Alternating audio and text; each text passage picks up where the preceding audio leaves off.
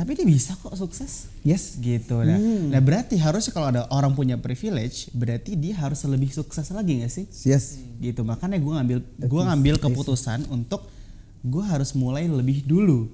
Oke. Gitu, Jadi yang penting aksi dulu ya, karena pada porsi ketika ada aksi di situ apapun reaksi atau yang terjadi itu justru itu menjadi sebuah pengalaman. Setuju. Okay. Setuju banget. Nah, produktif itulah yang menjadi acuan gue bang. Pokoknya gue harus jadi orang yang produktif. Oke. Gue nggak boleh ada yang namanya nongkrong. Jadi mungkin ada sekitar dari SMP itu sampai akhir-akhir itu baru bisa nongkrong bang. Karena gue fokus untuk ngebangun si bisnis ini.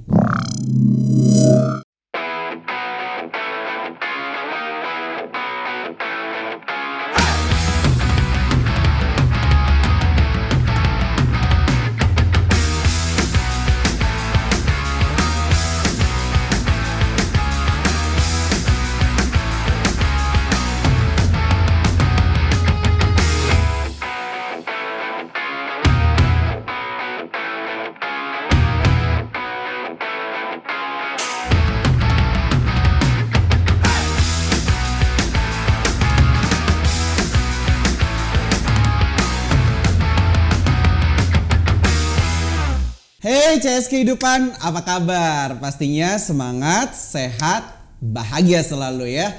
Oke, tentunya kembali lagi di acara kesayangan kita yaitu podcast CS Kehidupan bersama Lux Intermedia. Oke, sahabat CS Kehidupan, sekarang tentunya kita ada sebuah pembahasan yang menarik tentunya ya.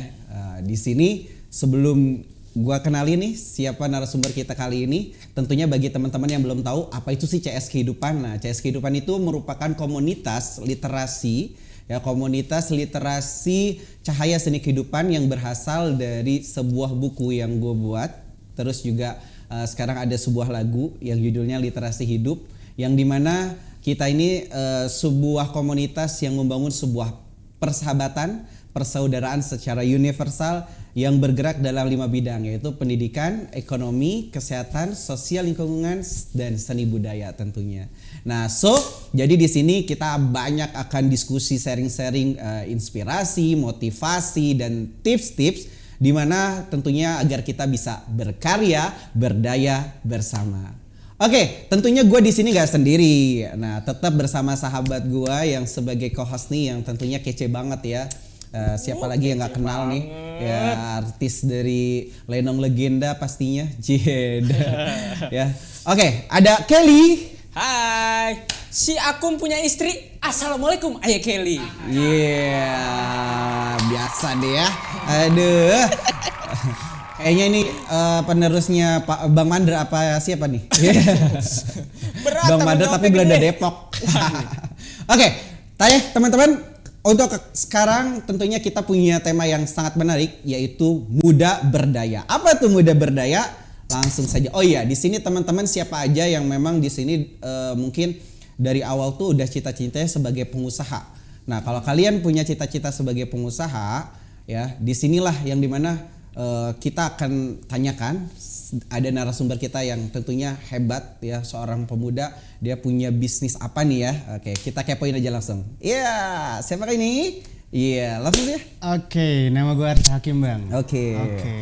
Jadi salam kenal semuanya ya. Halo. Co-host yang kece banget. Iya ampun, terima kasih. Sering lihat di TV dulu bang. Oh, dulu ya. Sering lihat dulu tapi.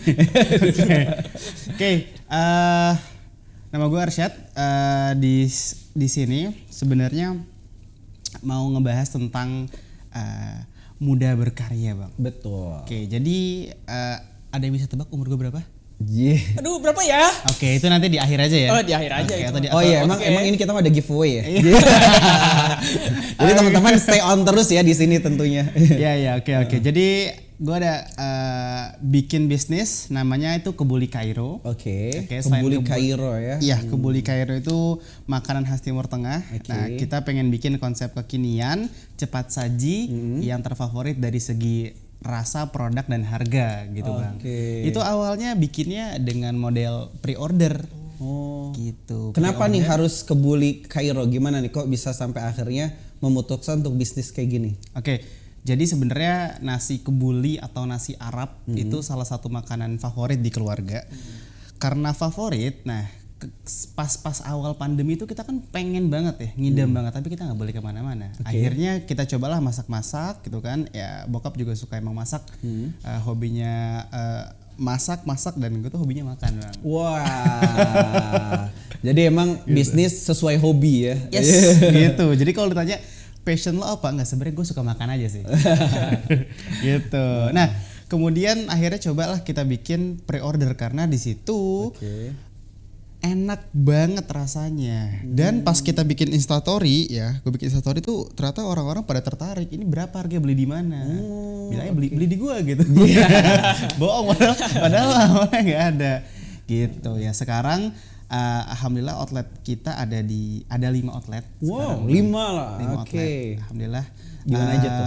Di di Jakarta Selatan, terus kita ada juga di Jawa Barat itu di Tasikmalaya. Sama di Jawa Timur ada di Jombang. Masih jauh dari target bang, karena targetnya itu kita bisa tembus ke 30 outlet dalam setahun ke depan. Wih, boleh dong tepuk tangannya, gila.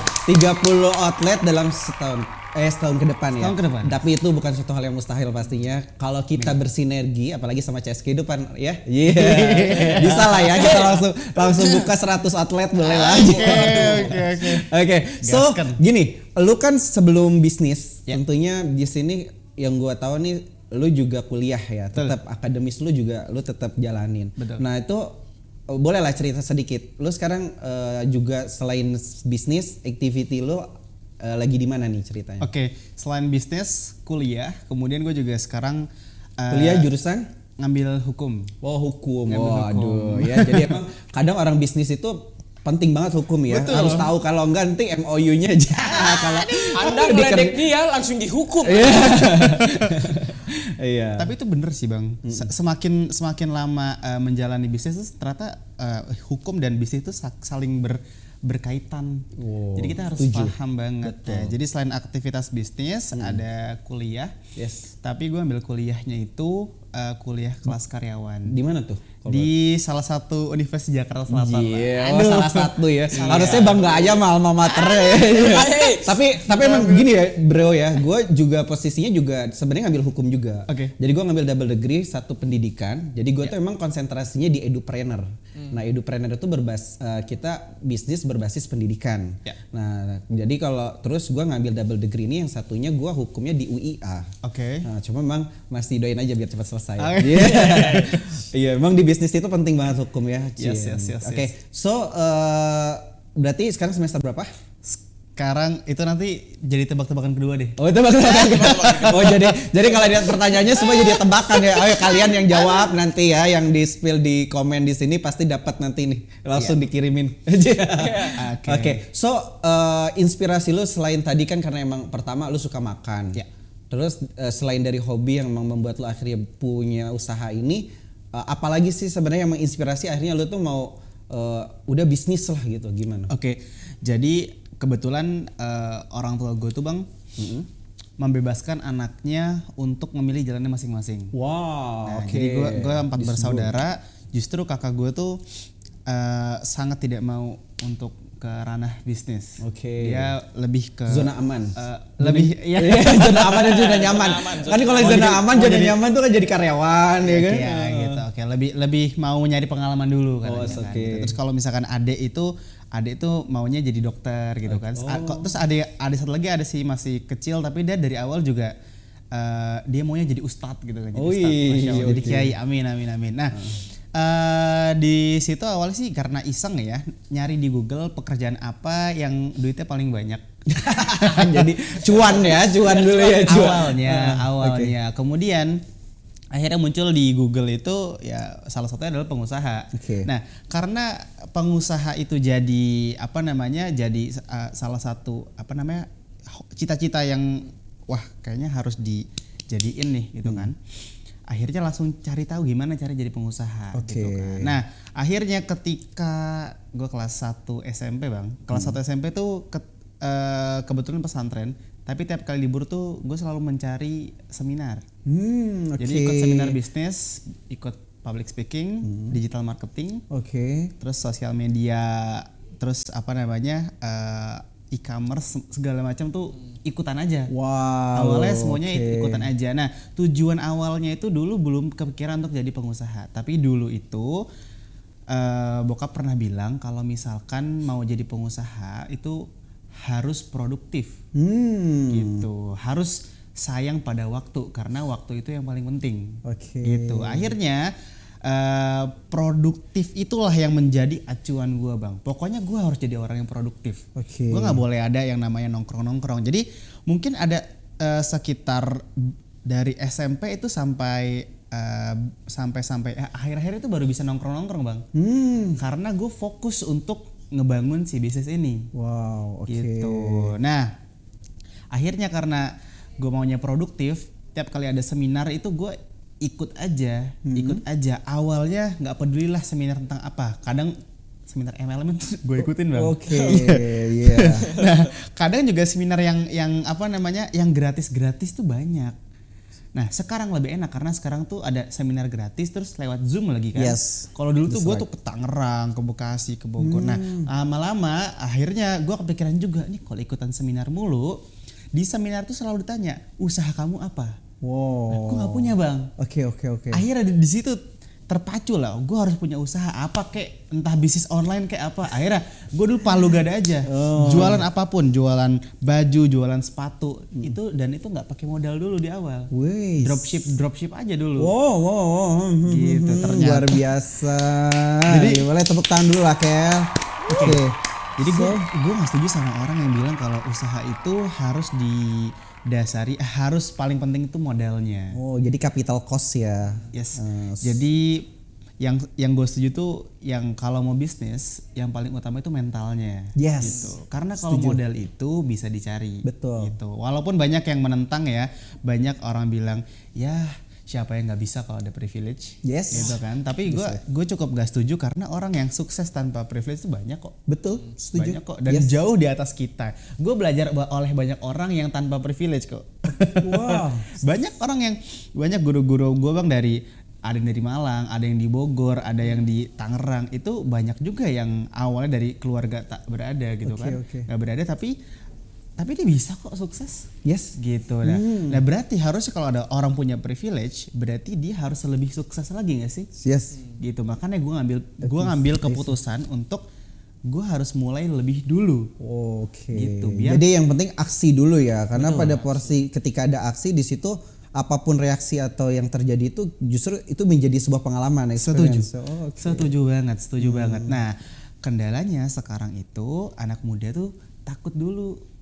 Belum ngapa-ngapain udah takut. Yes. Gitu. Nah, kalau misalkan dibandingkan dengan zaman gue masih SMP itu, Bang, dibandingkan zaman sekarang itu udah kelihatan banget perbedaan dari sisi kemudahan mengakses suatu bisnis. Oke. Atau membuat suatu bisnis atau membuat jualan di online. Jadi kalau dulu itu kita kalau mau jualan, misalkan gini, kita ngambil dari platform A, terus kita naikin harganya, kita jual di platform B. Yes. Tapi sekarang, Bang, ada aplikasi yang depannya T, Yes. belakangnya apa, Kel? Kak, tahu lah ya. Tok. Iya. Boleh Tok. Iya. Assalamualaikum. Sekarang itu nggak perlu pakai modal, nggak perlu pakai ganti aplikasi. Itu kita kalau mau jualan, cuman yang penting viewers kita banyak atau ada followers doang. Oh, tapi agak sensitif sekarang. Iya, maka belum terus tuh. Aduh, Iya benar. repot. Benar. Gue aja semalam nge-live ketiduran di band, Bang. Sensitif Oh, banget. iya. Oke. Kel, lihat Gil. Kalau lu sendiri Apalagi nih. apalagi ya. Aduh. Gila, sahabat lu bagus banget nih. Dia Iya, Dewi mah. inspiratif banget ya. Dia bisa bangun Jelas. usaha untuk berdaya walaupun punya privilege, tapi dia tidak berpangku sama orang tua ya. Pastinya dia bisa bangun sendiri. Bahkan tanpa capital cost yang memang besar ya, hanya cukup ngambil barang, dropship gitu aja lo. Awalnya Kel, kalau lu mau bisnis apa kira-kira, Prel? Kalau nanti amin moga-moga ya tercapai. Kan sekarang lu ada bisnis kan? Belum. Wih.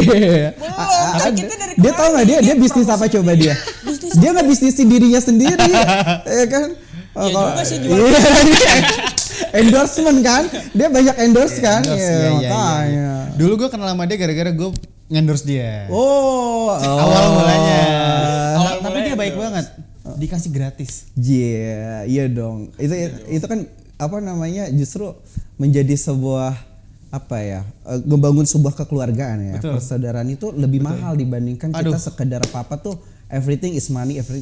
So Iya, benar setuju. Oh iya, gini, gua juga dulu tuh dari SMA sebenarnya kenapa sekarang pun lebih nyaman di dunia bisnis walaupun ya seperti yang tadi kalau lu juga tadi lihat beberapa teman-teman CS kehidupan nih di situ kalian bisa lihat bahwa untuk mencintai diri sendiri ya di sini tentunya salah satunya ketika pada saat itu gua emang dari SMA sudah di brainwashnya sama guru gua, Latif, kamu di zaman kalian itu bukan lagi mencari pekerjaan tetapi menciptakan pekerjaan ya. So apalagi saat ini kan kita tantangannya adalah di serba digital kan. Yes. Nah makanya kalau kita nggak kreatif, nah kalian nih teman-teman kalau di buku CS Kehidupan seperti yang tadi disampaikan oleh Arsad ya, tentunya di situ kalian bisa tahu tuh ada rumus canggih. Terus di rumus canggih itu juga bagaimana sih kita membangun sebuah semangat tuh dalam istilahnya kreativitas, membangun kreativitas, mengenal diri itu ada semua di buku kita tuh nantinya. Nah, so Asad tadi katanya capital cost. Kalau tapi setuju nggak sih kalau misalnya ada orang mengatakan bahwa ya tadi kan privilege jelas ya Asad sendiri sudah menyatakan bahwa enggak kok, nggak selamanya bahwa karena ada privilege akhirnya kita bisa baru bisa menjadi seorang businessman misalnya atau sukses. So kalau capital cost, kalau Asad sendiri sebenarnya muda berdaya itu kan berarti untuk menjadi seorang saudagar. Yeah. Kalau orang yang saudagar itu seperti apa sih menurut Arsad? Saudagar, pembisnis. Misalnya yang dikatakan seorang yang bisnisnya sukses itu seperti apa sih? Oke. Sebenarnya kalau bisnisnya sukses itu kan dia pasti ekosistemnya sudah jadi ya. Oke, dia sudah punya tim yang kuat, terus dia udah legal juga. Sip. Nah, tapi untuk anak muda kan kita nggak perlu harus langsung ke situ. Kita bisa pelan-pelan kok. Kita bisa jadi CEO atau Chief Everything Officer. Semuanya kita yang kerjain. Wow, iya jadi one man one show ya. Iya. Jadi dulu tuh yang seru ketika lagi ada misalkan lagi banyak orderan tapi masih sendirian. Terus ada yang nanya gitu kan pengen bermitra. Halo Mas, boleh minta kontaknya? Oh iya sebentar ya, saya kirim kontak manajer saya. Padahal itu nomor gua kedua, Bang. Iya. Malah. Aduh. Enggak gini aja kayak gua gitu. Misalnya kayak lu jadi manajer gua, jadi saling manajerin gitu. Jadi kalau ada endorsement lu ke dia gitu kalau ada yang mau franchise. Iya. Tapi kadang gue kalau ditawarin webinar atau Zoom, gue kasih nomor Kelly sih. Oh iya. Lo emang bikin gue kerjaan lo. Udah stres nih ngurusin bola. Ini lagi tiba-tiba, ya apa nih? Iya, jadi kalau di CS Kehidupan itu kita ada namanya program calon saudagar kehidupan. Oke. Jadi CS Kehidupan itu sebenarnya singkatannya banyak. Ada dari buku Cahaya Seni Kehidupan, terus ada cerita selembar kehidupan. Itu kita mengulas berbagai buku, ya kan? Terus ada juga calon saudagar kehidupan. Nah, calon saudagar kehidupan itu jadi mereka-mereka yang memang mungkin mau terjun ke dunia bisnis, tetapi kita harus satu persepsi dulu. Nah, persepsinya itu apa? Ketika kita ingin menjadi seorang pembisnis ataupun kita mau sukses dalam bisnis, kita mau jadi seorang saudagar, itu bukan hanya untuk memperkaya diri kita saja, tetapi juga untuk bagaimana membangun kesejahteraan untuk orang lain juga. Kalau kamu sendiri katakanlah ada penilaian indikator dari 1 sampai dengan 10. Kamu merasa bahwa gue udah sampai titik mana nih gitu kan? Kayak tadi kan kamu kan orangnya sangat haus untuk mengeksplor ya, terus juga mengupgrade ilmu pengetahuan, belajar dengan siapapun gitu tentang bisnis gitu. Berarti kan di sini kamu juga sudah punya indikator, oh aku nih berapa istilahnya tingkatan aku sekarang ini udah masuk berapa katakanlah tingkatan berapa nih gitu. Gimana? Kalau misalkan melihat ya dari yang segini pun paling ngeliatnya baru 10% sih. Oh, kalau persentasenya 10%. 10% karena mimpinya itu kan harus besar banget. Dan semakin kenal sama banyak orang, itu kita semakin sadar bahwa kita tuh masih belum apa-apa. Gitu. Tapi ternyata di 10% itu udah banyak kok yang kita kerjain. Udah banyak juga dampak baik yang kita bikin. Gitu. Akhirnya walaupun baru 10% ini kita bisa menghidupi berapa orang, bisa membantu berapa orang untuk bertahan hidup. Kita nggak bikin mereka kaya, tapi kita bikin mereka ya tetap bisa berjuang untuk menjalani hidup ya, menyambungnya gitu. Oke. Gitu. So ini berarti pas pandemi ya? betul pas pandemi. Jadi ya karena dulu itu sering aktif di Instagram, Oke. terus sering story, terus lagi makan ya di storyin, banyak yang ngiler.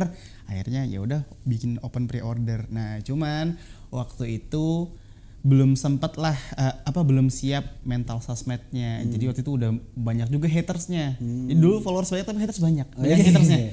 Followers baru seberapa tapi banyakan haters. Tapi kalau nggak ada haters itu nggak seru sebenarnya. Jadi emang kasih juga kita tuh udah satu hal yang maksudnya itu udah hukum alam ya, di mana ada yang mencintai, di situ ada yang benci, itu satu hukum alam ya sebenarnya.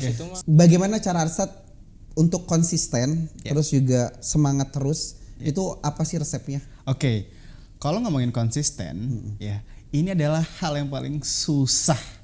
Karena ketika awal-awal aku bikin Kebuli Kairo, karena Kebuli Kairo ini kan nggak jualan pertama ya. Ini setelah sekian banyak beberapa usaha cobain tapi kurang jalan, akhirnya coba yang kuliner, akhirnya ada Kebuli ternyata cocok. Gitu. Nah ini juga nggak hanya satu-satunya, karena aku juga ada beberapa usaha lain, ada di fried chicken, terus juga aku juga kembangkan supply bahan baku nasi kebuli juga. Jadi aku bermitra dengan beberapa merek lain yang mau jualan pakai mereknya dia sendiri boleh. Atau kalau bahasa pasarnya tuh kayak maklon. Atau bahasa kerennya white label. betul. Nah, bahasa Belanda Depok tuh. Aduh. Kode keras ya. Ini belajar bahasa Belanda lagi. Konsisten itu paling susah ya, paling susah. Cuman sering ada quotes yang nongol di Instagram.